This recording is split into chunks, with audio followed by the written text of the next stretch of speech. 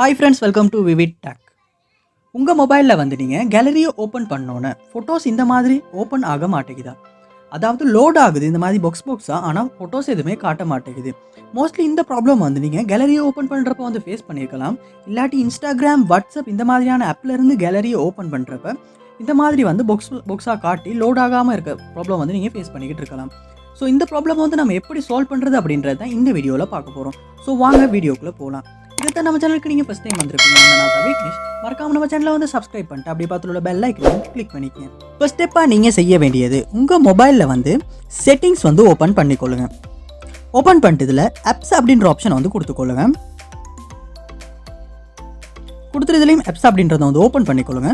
Open பண்ணிட்டு இதில் search பாரில் நீங்கள் கேலரி அப்படின்றத வந்து சர்ச் பண்ணிக்கொள்ளுங்க. கேலரி சர்ச் பண்ணிட்டு இதில் ஸ்டோரேஜ் அப்படின்ற ஆப்ஷனை வந்து கொடுத்துக்கொள்ளுங்க. கொடுத்துட்டு இந்த இடத்துல வந்து கிளியர் கேஷ் அப்படின்ற ஆப்ஷனை கொடுத்து கிளியர் கேஷ் பண்ணிக்கொள்ளுங்க.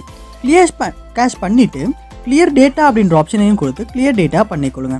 கிளியர் டேட்டா பண்ணிவிட்டு உங்கள் மொபைலை வந்து ஒருக்க வந்து ரீஸ்டார்ட் பண்ணிக்கொள்ளுங்க. ரீஸ்டார்ட் பண்ணிவிட்டு திரும்ப கேலரி ஓப்பன் பண்ணி பாருங்கள். உங்கள் ப்ராப்ளம் வந்து கண்டிப்பாக சால்வ் ஆகியிருக்கும்.